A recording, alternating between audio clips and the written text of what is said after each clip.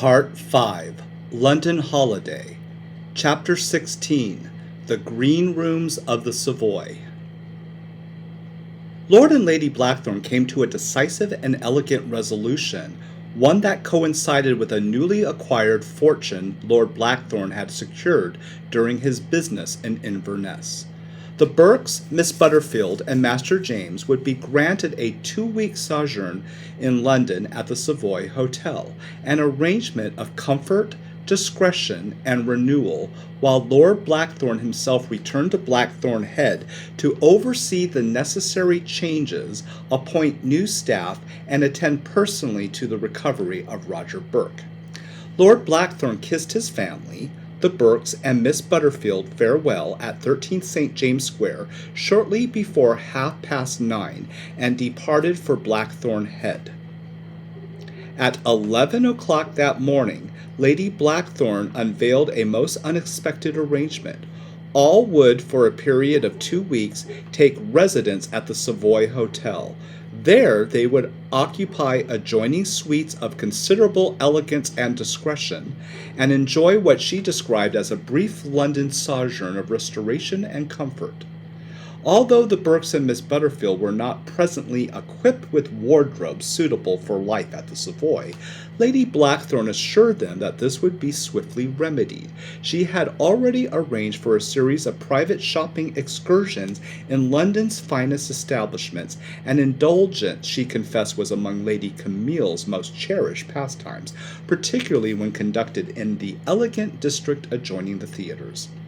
At 11 o'clock precisely, Lady Blackthorne and her entourage arrived at the Savoy. A smartly dressed door porter in a forest green livery stepped forward and opened the carriage door with practised discretion.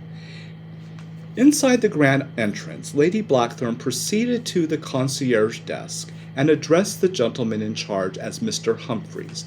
"Good day, Mr. Humphreys. I and my son, Master James, and guests, the Burkes and Miss Butterfield, are checking in. Is our suites ready?" "Almost, me lady. We have secured for you and your guests our finest accommodations on the 6th floor, commanding a fine view of the Thames." "For your patronage, Lady Blackthorne, a selection of welcome amenities is being prepared by the hotel. I've also arranged a private afternoon tea in the Palm Court for tomorrow, should it please you. At your request, Miss Hart is available for fittings and alterations, and private appointments may be arranged at your convenience for shopping excursions. I shall also prepare a list of seasonal concerts and theatre engagements should you wish to attend. The Savoy is most honored to receive you, and we trust your stay will be both comfortable and agreeable." The senior porter escorted the Lady Blackthorne and her guests into a lavish gold-gilded lift. Mrs. Burke had never seen anything like it, and to her it felt like she was being transported into the promised future. The Blackthorne and guest suites were most beautifully furnished, the Burke and Miss Butterfield had ever laid eyes upon. The senior porter first opened the doors to Lady Blackthorne's suite. The room was adorned with William Morris wallpaper in earthly moss-green tones, softly accented with touches of rose and blush. An elaborate fireplace formed the focal point of the salon, above which hung a gilded Art Nouveau mirror of rose and gold. The seating area was furnished with deep forest green velvet sofas and chairs, arranged with quiet elegance. Beyond the salon lay a bedroom suite finished in dusty rose tones and a rich mahogany wood, the palette softened by warm lamplight and an atmosphere of restrained luxury.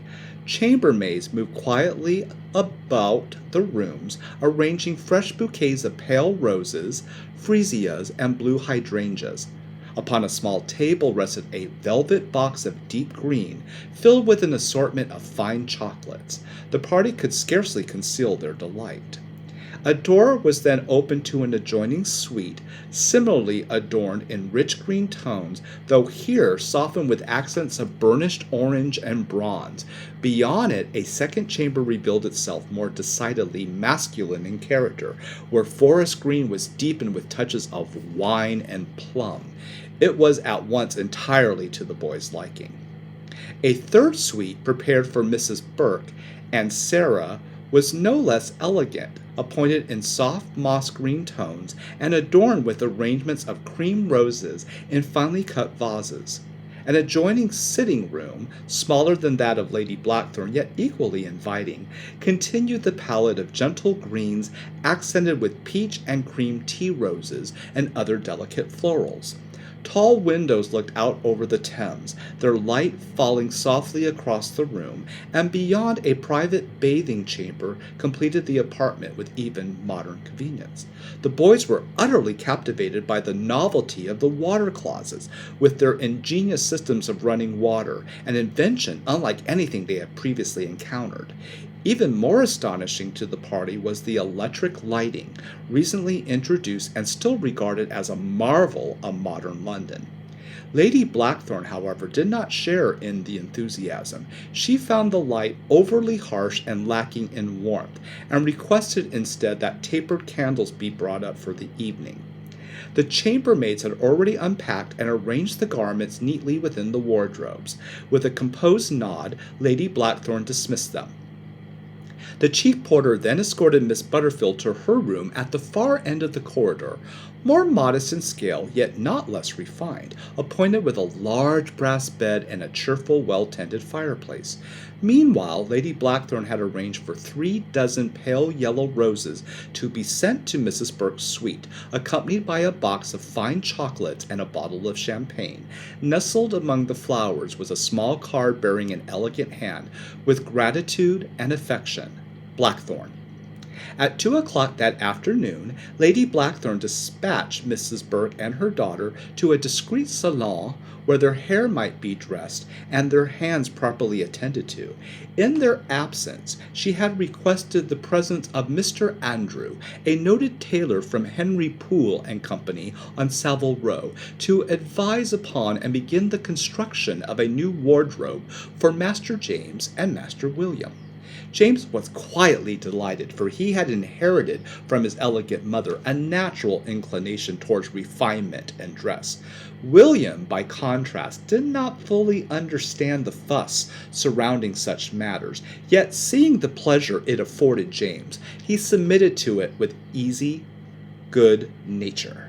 The boys joined Lady Blackthorne in the salon, where they awaited the arrival of Mr. Andrew with quiet anticipation. James, in particular, could scarcely conceal his excitement. "I shall like to begin, Mr. Andrew," said Lady Blackthorne, "with evening attire suitable for formal occasions and the opera season."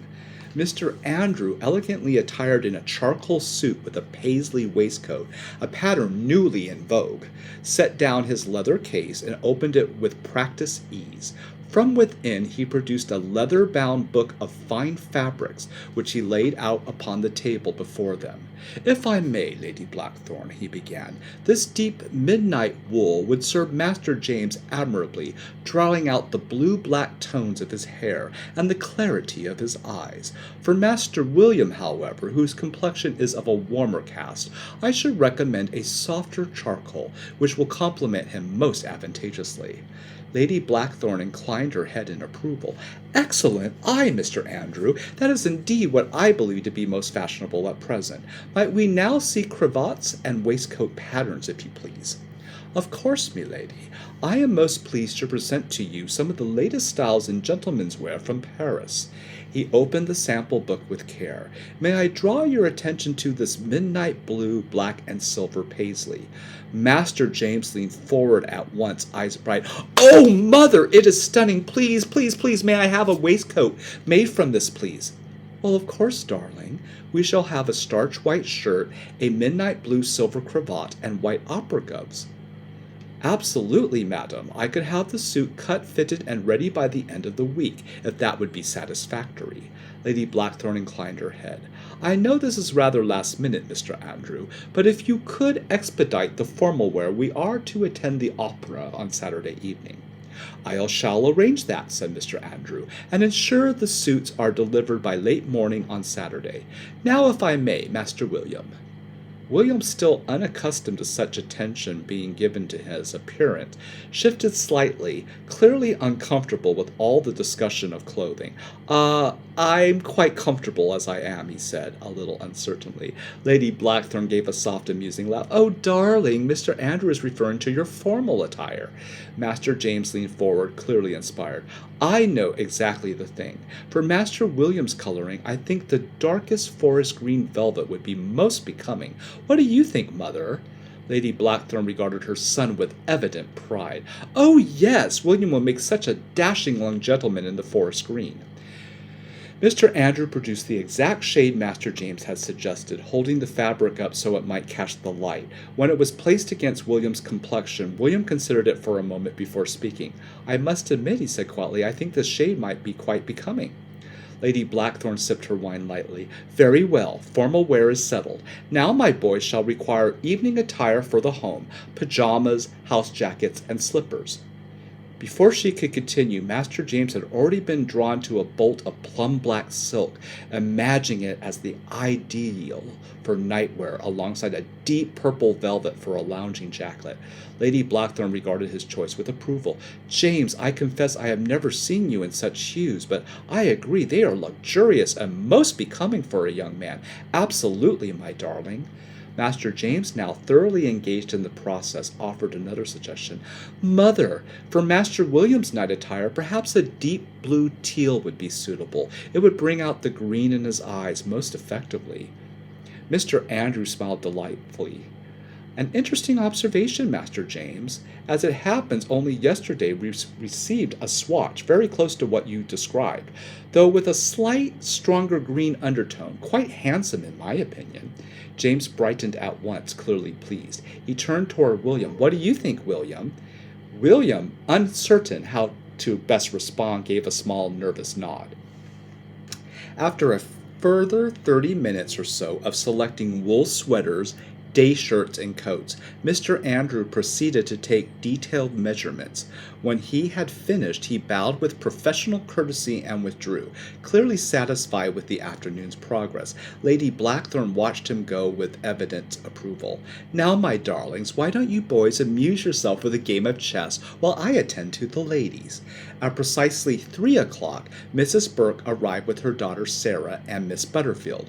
Shortly after, a maid brought up champagne, tea, chocolate-dipped strawberries, and delicate finger sandwiches arranged for the afternoon. Lady Blackthorne preferred dressmaker Miss Amelia Allen, and she arrived in due course, accompanied by a selection of fine fabrics, trims, and laces. Lady Blackthorne already knew precisely what she wanted for each of them, and she addressed Miss Amelia Allen with decisive clarity. For Mrs. Burke, sage green with rose pink trim. For Miss Sarah, rose pink with pearl accents. And for Miss Butterfield, burgundy. She continued without pause, specifying gloves, opera capes, and an assortment of fine jewelry and brooches. Lady Blackthorne rang for the porter to bring up the theatre schedule, and soon the party had settled comfortably in the salon. The boys, unusually animated, were eager to sip champagne and soon grew a little giddy with excitement. It was the first time in weeks that Lady Blackthorne had seen them so light-hearted and cheerful. My darling, said Lady Blackthorne, I propose that we attend the opera on both Saturday and Sunday. On Saturday there is a new production of Giuseppe Verdi's La Traviata, and on Sunday a revival of Wolfgang Amadeus Mozart's Die Zauberflöte.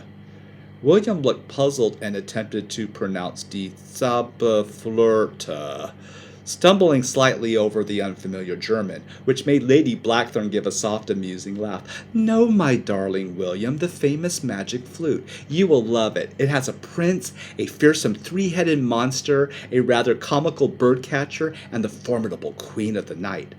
William's earlier uncertainty softened into a genuine excitement. I've never been to the opera, he said, a small smile forming. This is going to be fun. Lady Blackthorne's tone softened. I am sorry your father will not be joining us, owing to the new arrangement at Blackthorne Manor, but he will be with us in spirit. She paused lightly. I have arranged a comfortable private box for both evenings. Lady Blackthorne suggested they dine in the hotel's grand restaurant downstairs and secured a reservation for 9 o'clock. By then, everyone was beginning to feel the fatigue of the afternoon's fittings, and the brief rest before dinner seemed most welcome. James and William retired to their suite, and stood for a moment by the window looking over the Thames. A gentle rain drifted through the evening air, its softened rhythm quieting them both, until it became a soothing backdrop to their rest. Soon the room settled into a peaceful stillness, and sleep came easily.